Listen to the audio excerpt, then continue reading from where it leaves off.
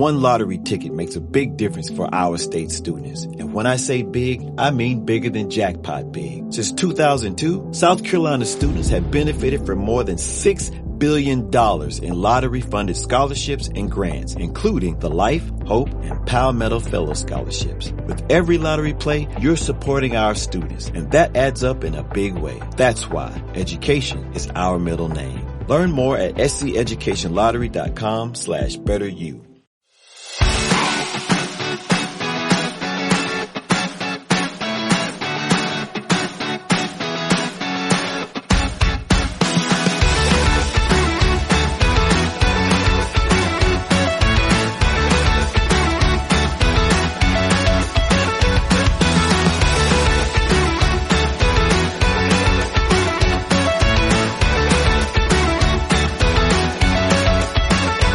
Bienvenidos a todos y todas, soy David Gómez y esto es Ciclismo de ayer y de hoy, un podcast que habla de ciclismo sin filtros.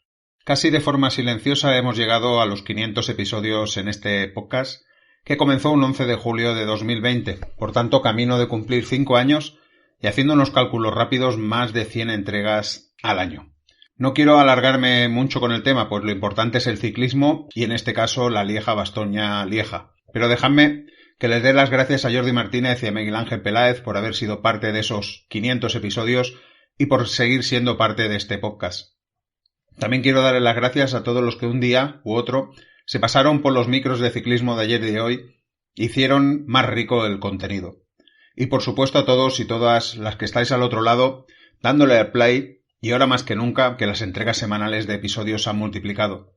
Como siempre digo, esto no tendría sentido sin vosotros. Mil gracias.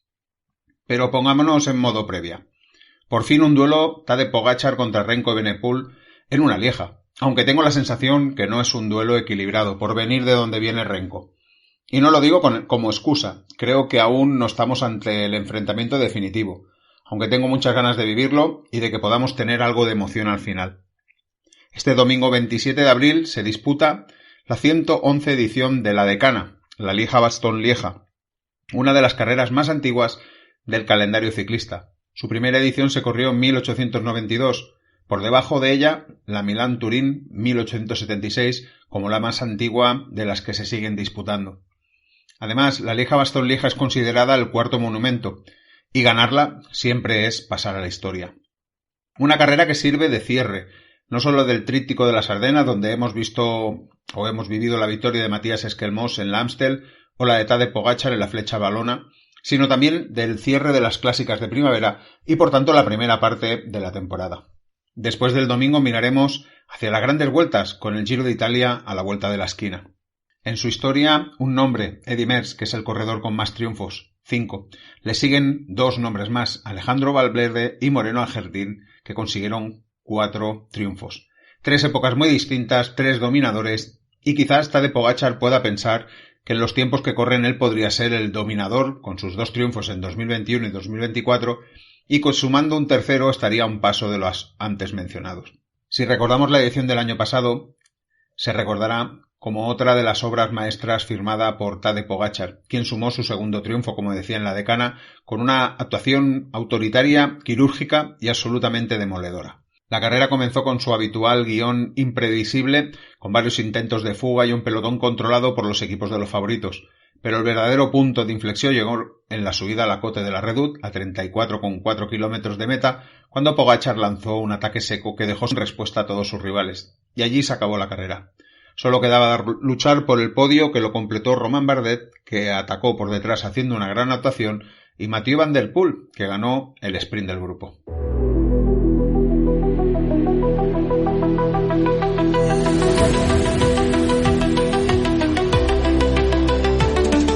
Estamos con el recorrido, carrera que ha sufrido pocos cambios en las últimas ediciones, con salida en Lieja y llegada a la misma ciudad, sobre 252 kilómetros y más de 4.300 metros de desnivel acumulado, que se dice pronto, sin tener grandes puertos.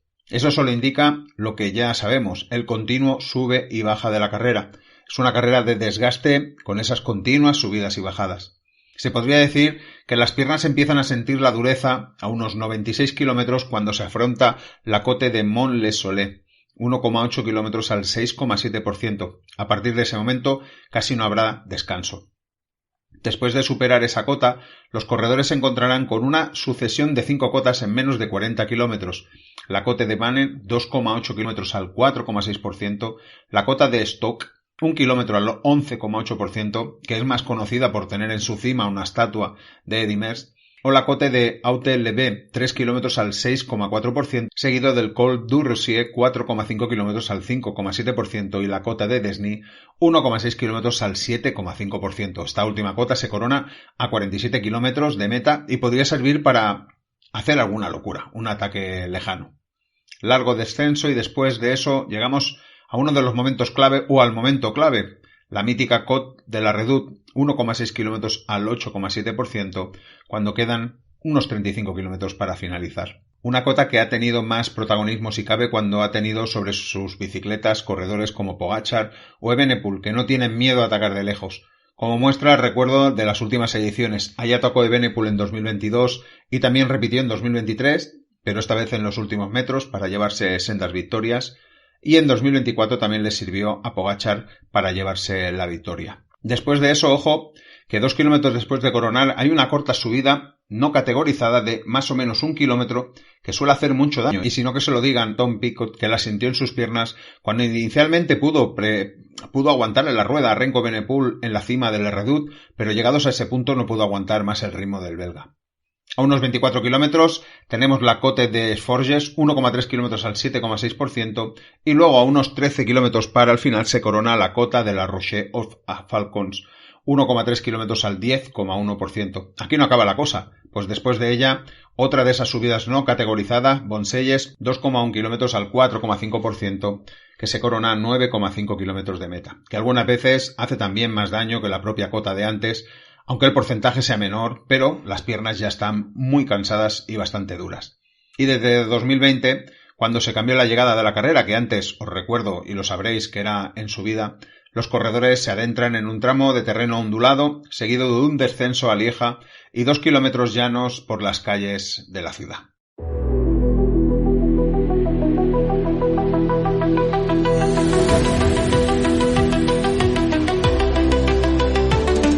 Vamos con mis favoritos. Como no podía ser de otra forma, el primero está de Pogačar, 5 estrellas. Lo mejor que nos ha podido pasar para vivir esta edición de la Lieja es que haya sucedido lo de Amstel. Creo que si no hubiera sido derrotado por Matías Esquelmós y, por qué no decirlo, por Remco Evenepoel, ya que sin él creo que no hubiera sucedido lo que sucedió, y por tanto es cómplice, ahora os estaría hablando de una carrera cerrada con un final que todos conocemos. Pogačar demostró que es humano, que se cansa, como todos los mortales, y que también comete errores, como fue el cegarse ante el ataque de Alaphilippe. Aquí creo que el margen de error es menor, que el punto de ataque es conocido por todos, que no hay terreno para mucha improvisación, y que las piernas en la subida de la Redoute marcarán el devenir de la carrera. Si nos fijamos en eso, lo que hizo en los últimos 500 metros de la fecha valona debería ser suficiente para romper la carrera y alzarse con su tercera victoria. Como ya dije en la previa del Amstel, en estos momentos, en una carrera de un día de este tipo, solo Pogačar puede perder la carrera como sucedió en Amstel. Creo que ni siquiera un ataque lejano de anticipación haría posible que fuera derrotado, pues tiene equipo y luego su motor para poder solucionar esa situación. Es su última carrera antes de un merecido descanso y posterior entrenamiento para afrontar la segunda parte del calendario con la vista puesta en el Tour de Francia, y creo que no hay excusas para guardar ni un gramo de fuerza. Seguro que tendrá ganas de golpear sobre la mesa y dejar claro que no hay dudas sobre quién es el rey de Lieja. Remco Evenepoel, 4 estrellas. Mirando las estadísticas del corredor en la carrera no deberíamos tener dudas de ponerle las 5 estrellas, 2 participaciones y 2 victorias. Es cierto que en la primera no estaba Pogačar y que en la segunda fue la caída del esloveno. Por tanto, de nuevo, todo se pone a cero en este enfrentamiento entre los dos grandes corredores, como os comentaba al inicio de la previa.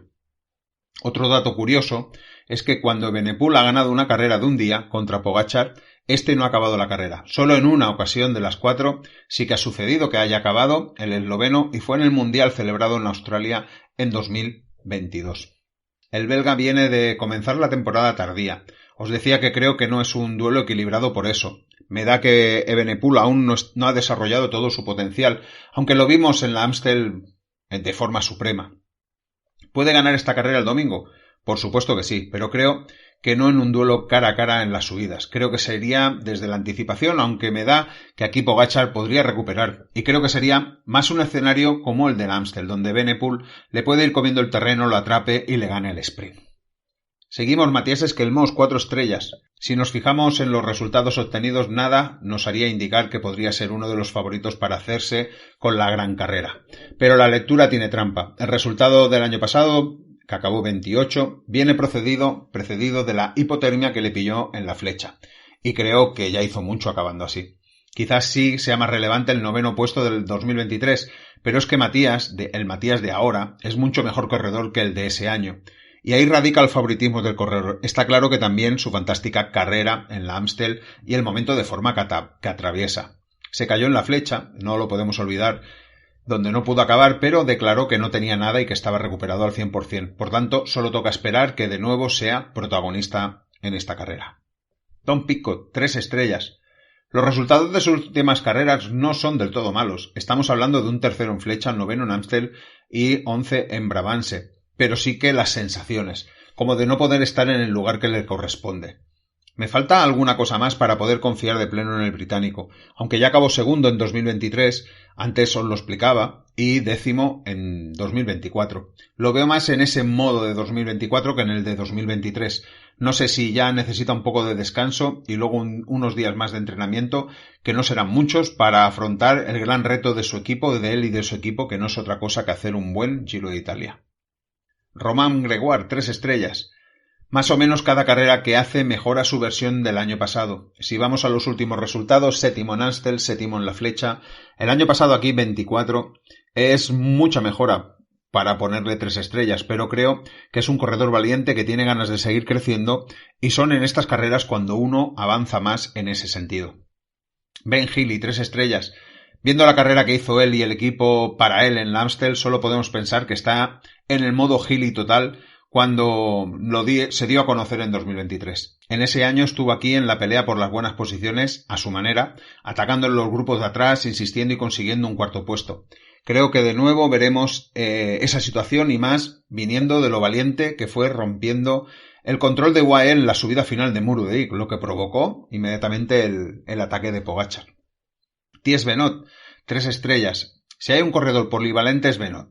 Creo que lleva una buena primavera y que intentará cerrar con una buena carrera. Ya confié en él en la previa de la Flecha y acabó en la posición número 12, con lo que vuelvo a confiar en él y más mirando sus carreras aquí, con 2 7º puestos en 2021 y 2023, y un 8º en 2020 y un 12º en 2024. Además, la noticia que AG2R le quiere hacer el contrato de su vida para los próximos 3 años me da que será también un revulsivo tanto para Visma como AG2R para ponerle la mosca sobre la mesa y asegurarse un buen final de carrera deportiva. Por tanto, de nuevo, si suma una buena carrera, con más razón podrá negociar.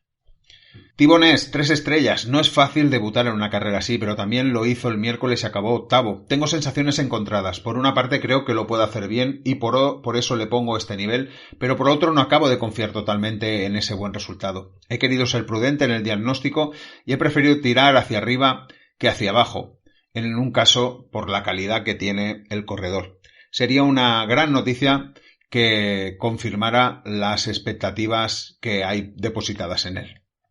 Y aquí en el podcast viene la parte enriquecida. Ya sabéis que las 2 estrellas y 1 estrella en el modo texto no los comento, pero aquí sí, las 2 estrellas las comento. Por tanto, vamos con las 2 estrellas.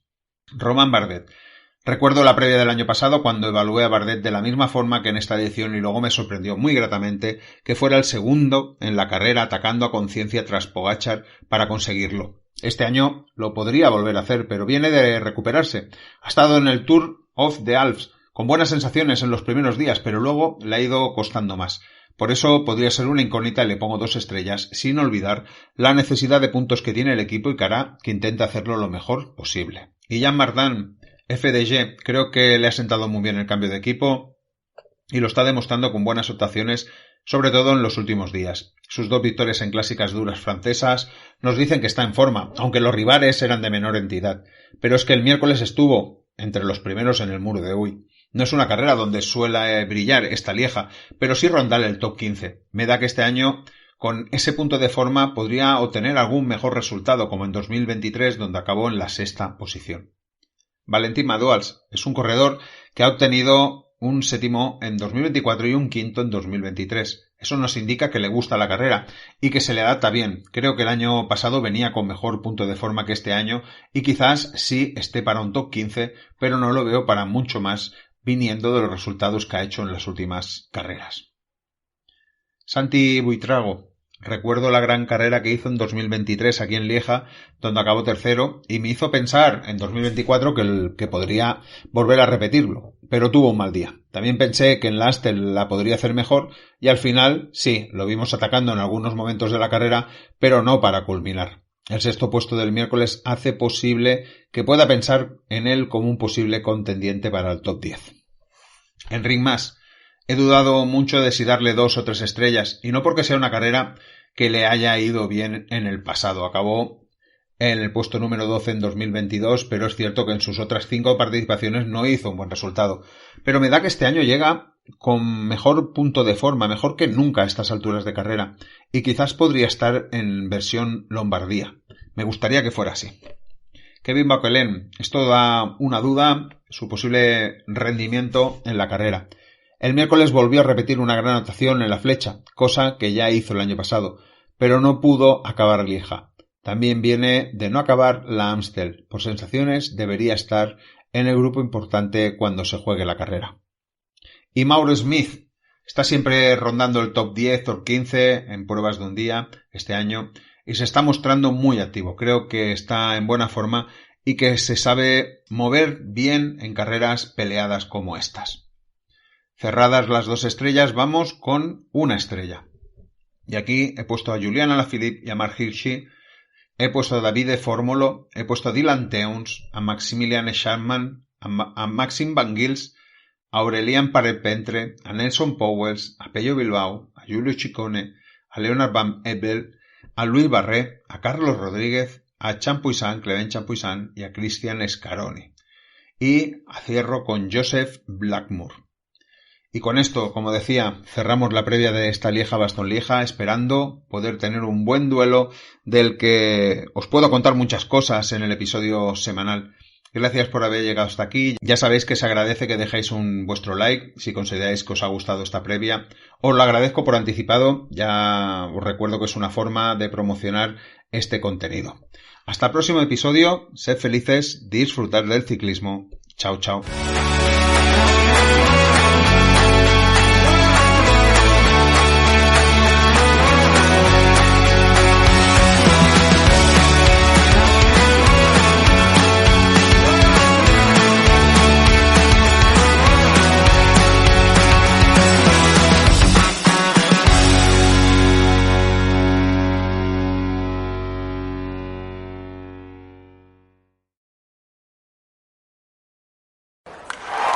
Breaking news from the stadium tonight as an anonymous fan foot the bill for 55,000 hot dogs, bringing that sweet tubed meat to everyone in attendance. Free dogs! Yeah! 55,000 hot dogs? What does that even cost? While the identity of this Frankfurter philanthropist remains anonymous, their all-beefy generosity will go down in history. The new Mega Millions. More to win means more to give. How you spend it is up to you. Yeah! For game odds and details, visit sceducationlottery.com.